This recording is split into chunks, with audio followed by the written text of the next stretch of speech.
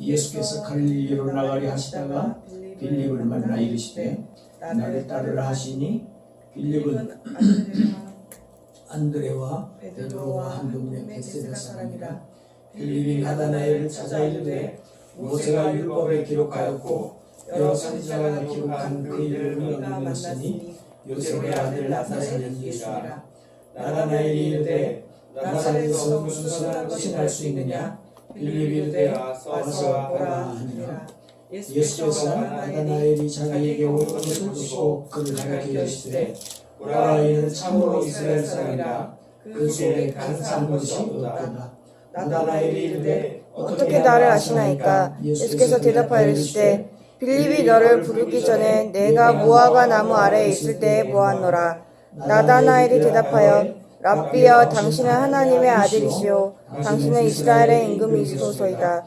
예수께서 대답하여 이르시되 내가 너를 무화과 나무 아래에서 보았다 하므로 믿느냐? 이보다 더 큰 일을 보리라. 또 이르시되 진실로 진실로 너희에게 이르노니 하늘이 열리고 하나님의 사자들이 위에 오르락 내리락 하는 것을 보리라 하시니라. 교회의 일이 항상 이렇습니다. 항상 예전처럼 잘 될 것 같지만 꼭 주일날 아침에 뭔가 일이 벌어져요.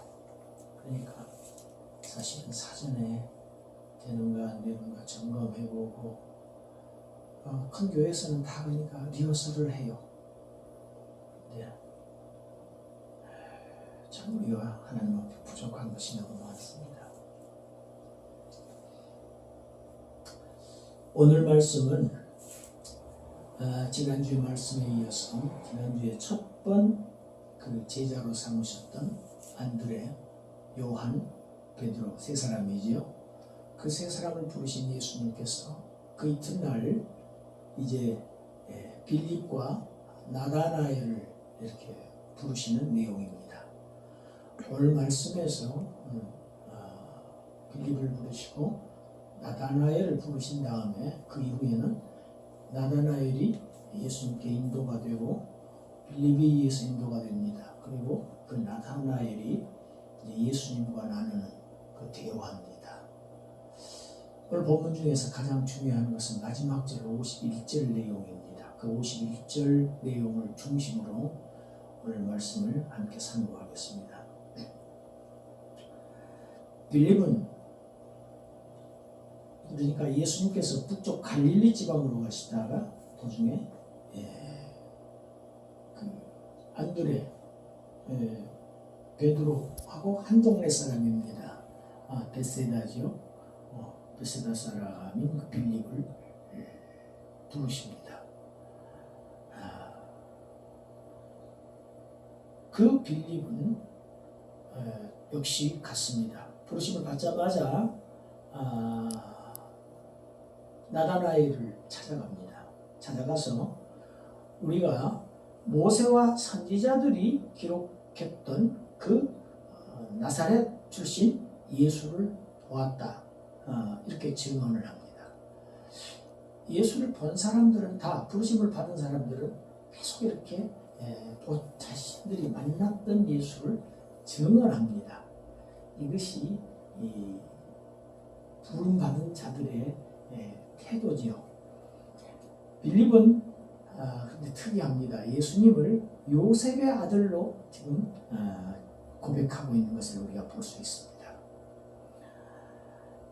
이 빌립의 말을 들은 이 나다나엘의 반응은 다소 빈정거리는 어투입니다.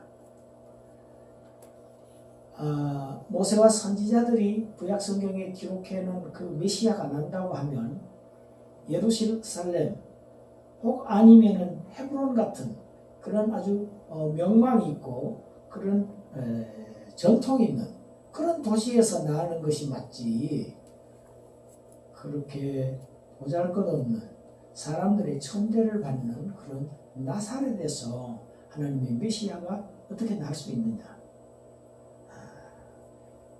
지극히 인간적인 견해죠. 빌립은 그에게 내 말을 믿지 못하겠거든 직접 와서 너희 눈으로 그를 만나라고 얘기합니다. 와서 보라입니다. 같이 합시다. 와서 보라. 와서 보라. 요한복음에는 와서 보라 하는 이 말씀이 계속 반복되고 있습니다.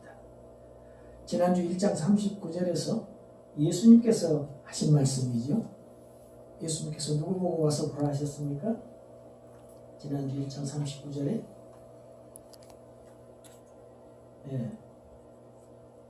세 제자들이 주여 어디 계십니까? 하고 물어보니까 주님이 그처럼 와서 보라고 하시죠. 네.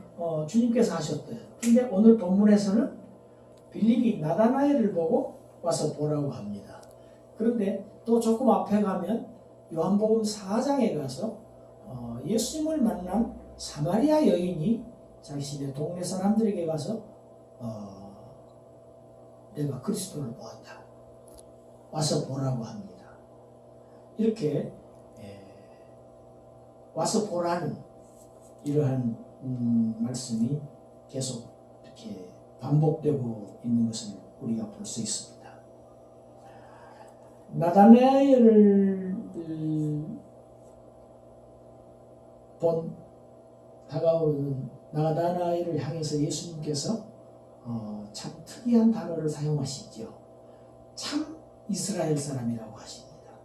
그냥 이스라엘 사람이라고 안 하시고 앞에다가 참이라는 단어를 붙입니다.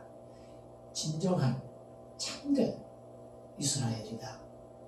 왜? 그에게 간사함이 없도다. 이렇게 말씀하십니다.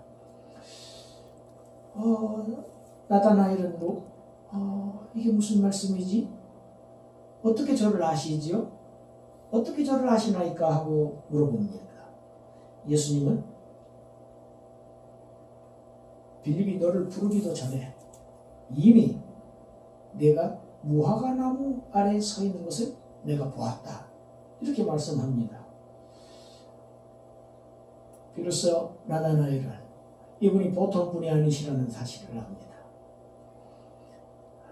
이분은 그냥 나사렛 출신 한 청년이 아니고 신성을 지니신 분이라는 사실을 알고 고백을 합니다. 랍비여, 당신은 하나님의 아들입니다. 이스라엘의 왕이십니다. 이렇게 고백을 합니다. 그러니까 빌립은 예수님을 요셉의 아들로 고백한 반면에 나다나엘은 예수님을 하나님의 아들로 고백을 하고 있다는 사실이 대조를 이룹니다. 우리 오늘 본문 50절, 51절을 우리 함께 읽겠습니다. 본문 50절, 51절을 읽습니다. 예수께서 대답하여 이르시되 내가 너를 무화과 나무 아래에서 보았다 하므로 믿느냐? 이보다 더 큰 일을 보리라. 또 이르시되 진실로 진실로 너희에게 이르노니 하늘이 열리고 하나님의 사자들이 인자 위에 오르락 내리락 하는 것을 보리라 하시니라. 내가 너를 무화과나무 아래에 있을 때 이미 보았다. 그 말을 듣고 내가 놀라느냐? 그것은 문제도 되지 않는다. 그보다 훨씬 더 큰 일을, 엄청난 일을 내가 보게 될 것이다. 예수님께서 말씀하신 보다 더 큰 일이라고 하신 것은 바로 51절에 기록한 내용입니다.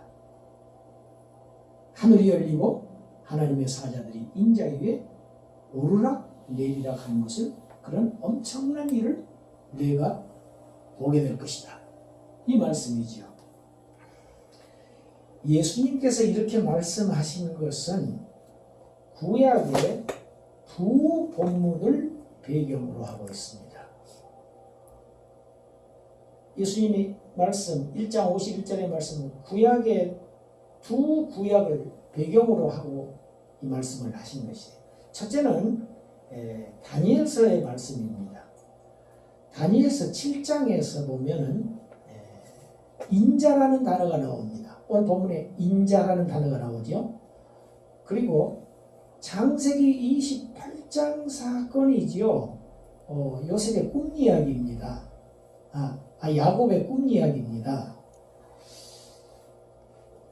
먼저 다니엘을 보면 다니엘은 그 다니엘서 7장 1절 8절에서 다니엘의 그 꿈에서 환상을 봅니다. 그 환상 속에서 네 짐승이 차례로 일어나서 온 세상을 아주 포악하게 지배를 하고 그리고 하나님의 백성들을 못살게 합니다. 학대합니다. 아주 극심하게 핍박을 합니다. 계속해서 그가 본 환상은 다니엘서 7장 9절부터 14절까지 이어서 나오는데 하나님이 보좌에 좌정하시고 그리고 수많은 천사들이 예배하며 하나님을 예배하며 섬기는 가운데서 하나님이 심판이 펼쳐집니다. 그래서 하나님의 심판을 벌여서 그 앞에 나온 그 포악한 네 짐승을 멸망시키는 장면입니다. 그 중에서 우리가 다니엘서 7장 13절과 14절을 우리 함께 읽어보겠습니다. 시작.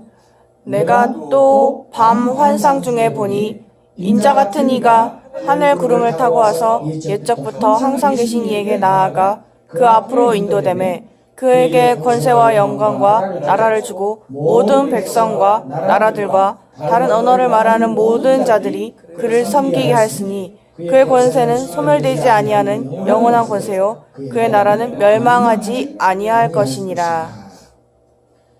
여기 13절에 보면 환상 중에 인자 같은 이가 하늘 구름을 타고 와서 하나님 앞으로 나아가는 장면이 나옵니다. 하늘 구름을 타고 온다는 것은 신적 존재라는 이야기죠.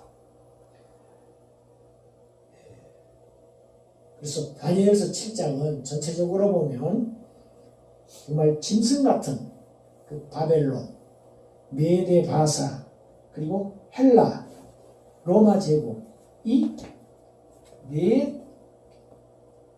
제국들이 통치를 온 나라들을 통치하죠.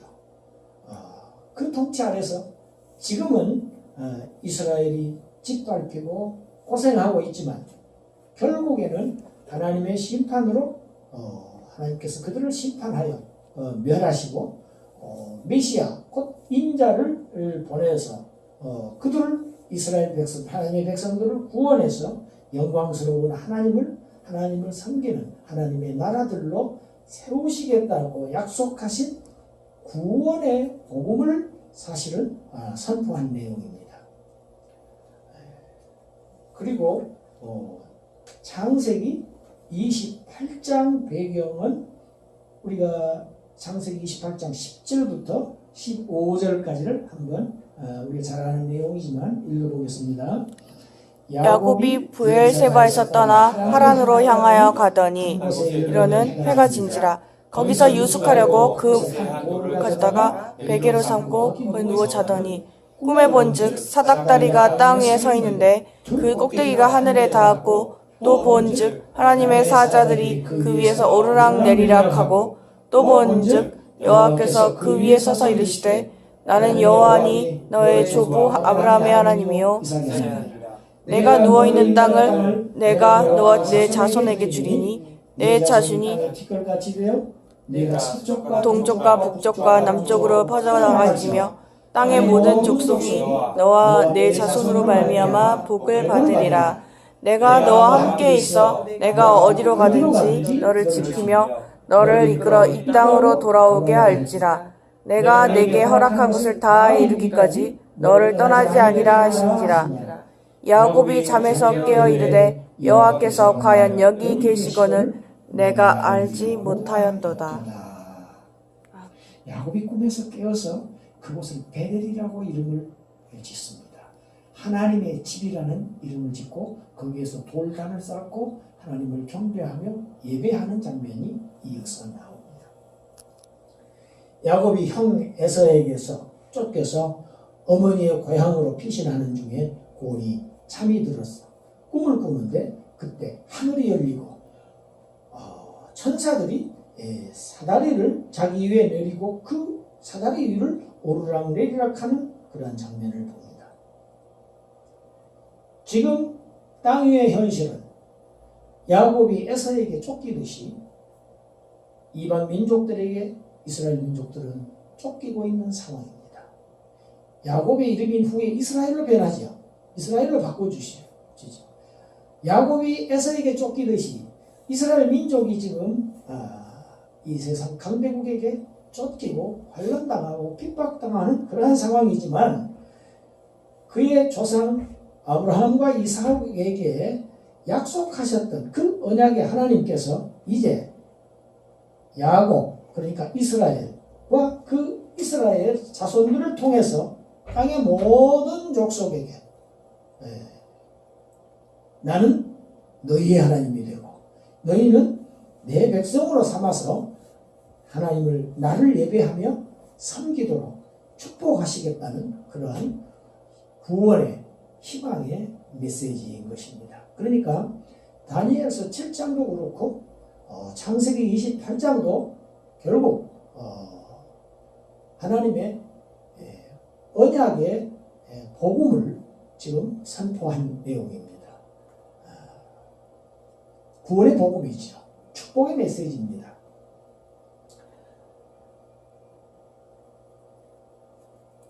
오늘 본문 중에서 51절, 마지막 51절은 이렇게 창세기 28장 12절을 인용한 것인데 잘 보면 창세기에서의 야곱을 예수님은 지금 인자로 대체하셨다는 것이 특이한 점입니다. 이것이 핵심입니다. 창세기에서는 야곱에게로 사다리를 내려서 이렇게 하늘과 땅이 이렇게 교통하는 하늘의 메시지가 땅으로 내려오고 이렇게 오르락내리락하는 이런 장면을 보였는데 야곱이 아니고 이제는 인자라고 예수님께서 바꾸신 사실입니다. 예수님께서는 복음서 곳곳에서 자신을 인자라는 자기 칭호를 쓰시죠. 그리고 오늘 본문에서도 사용하신 것은 보면 자신이 바로 하늘에서 사닥다리로 내려온 그러한 메시아시라는 것을 나타내고 계신다는 사실입니다. 이제 하나님께서 하늘에서 내려오신 인자 예수 그리스도를 통해서